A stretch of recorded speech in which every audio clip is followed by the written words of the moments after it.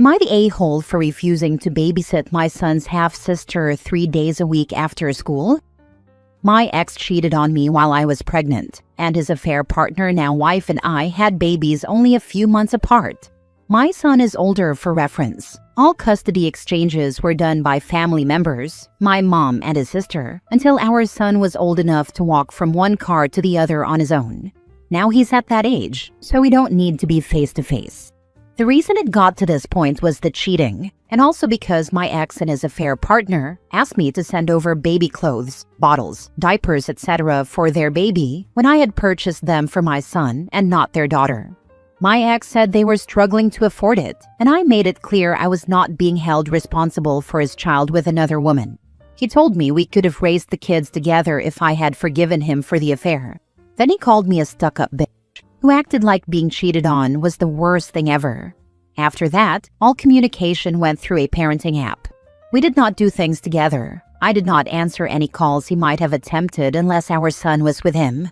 Custody is 50-50, so every other week I do need to answer if he calls. Thankfully, he only tried to call for nonsense reasons a couple of times before this. My son is now 9. I have never met his half-sister. He knows that they're related, but she and I are not, and that is something he accepts.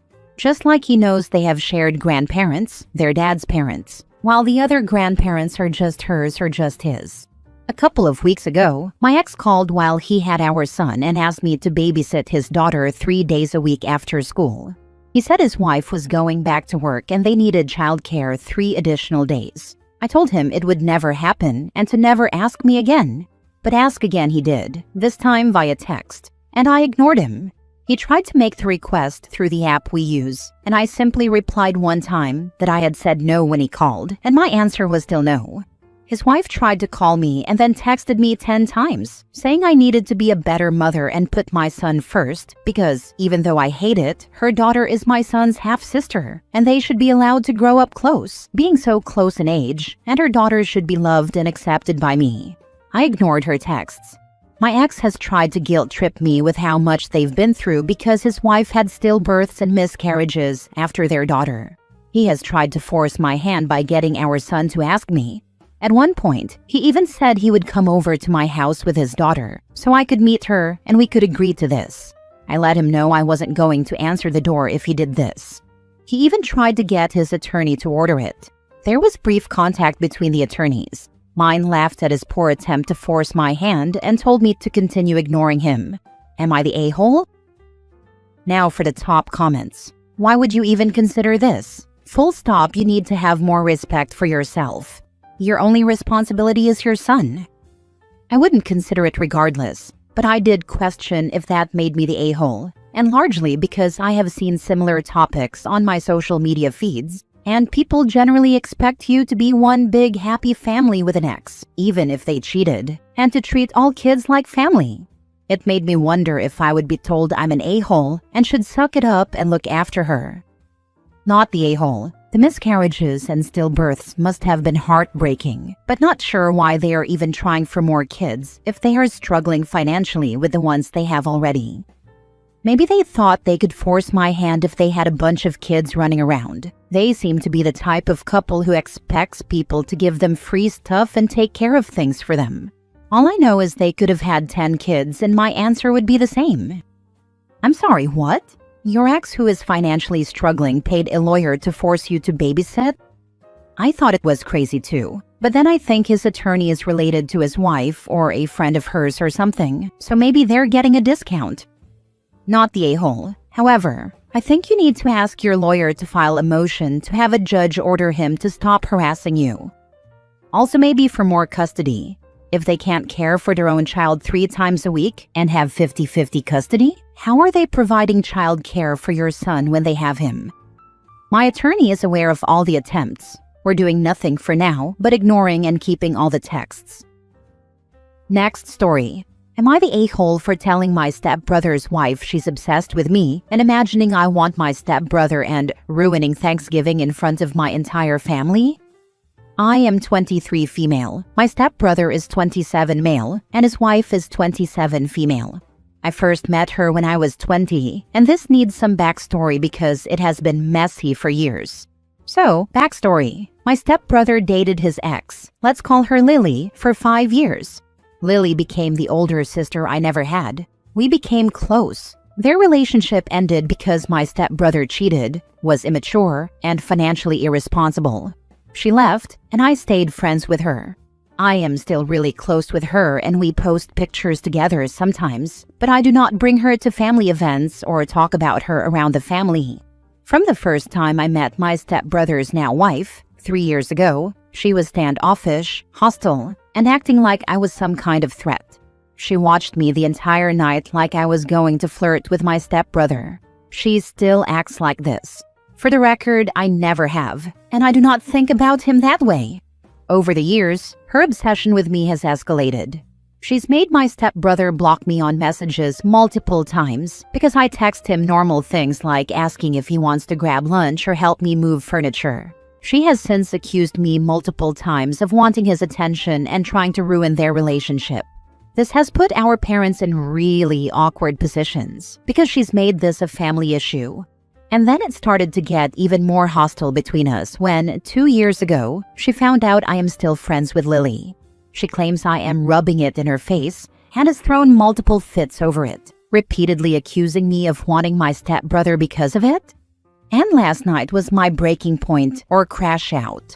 I brought my new boyfriend to a pre-Thanksgiving with my family because this year, due to blended family stuff, we would not be spending Thanksgiving together.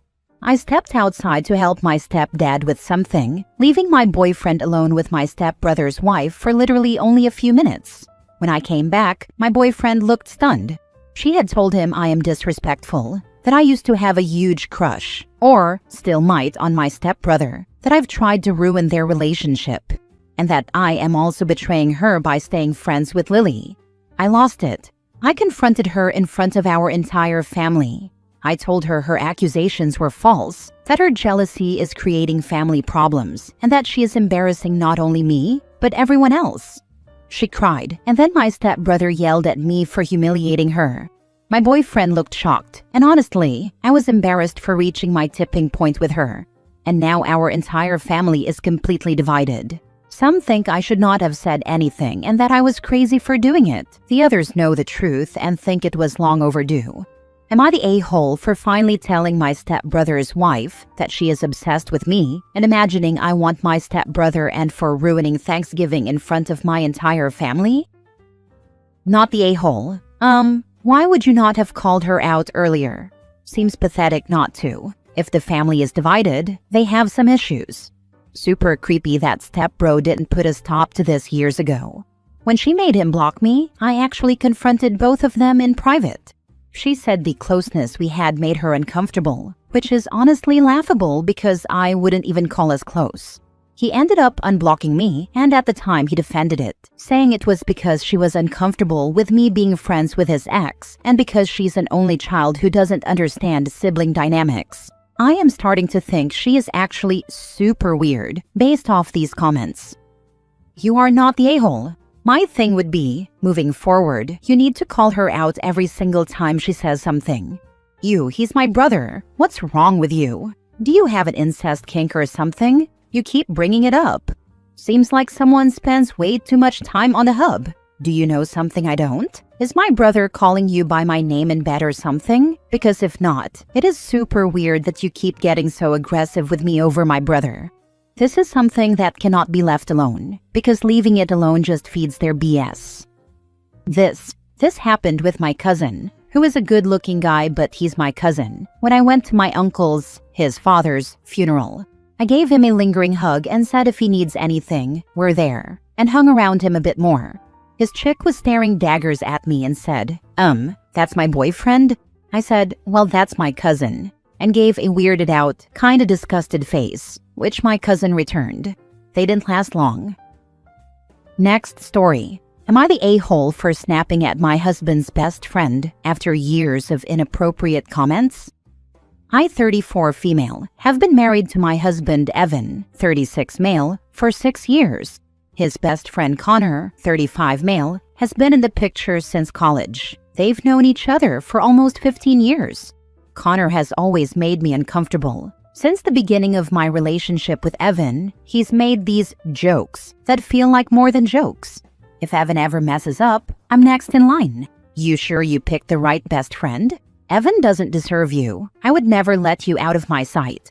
Always said with a laugh. Always when Evan is just out of earshot or distracted. Always with his look that makes my skin crawl. I've told Evan about it multiple times over the years. Every time he says Connor is just like that and doesn't mean anything by it, that I'm reading into things and that Connor is harmless. Last Saturday, we had dinner with Connor and his wife Diane, 33 female. We were at their house. Evan went to the bathroom and Diane was in the kitchen getting dessert. Connor leaned over and said, "You look incredible tonight." Evan's a lucky guy. If you ever get bored of him, you know where to find me. Something in me snapped. I said loudly enough for Diane to hear from the kitchen. "Connor, I need you to stop making comments like that. It's inappropriate. It's been inappropriate for 6 years. I'm married to your best friend, and I don't want to hear one more word about being next in line or what you'd do if I got bored. It's disgusting." Diane came out of the kitchen and asked what happened. Before I could say anything, Connor told her I went crazy and accused him of something he didn't say. Diane started crying and said I humiliated her husband in their own home. Evan came back to chaos. Diane crying. Connor playing victim. Me shaking with anger.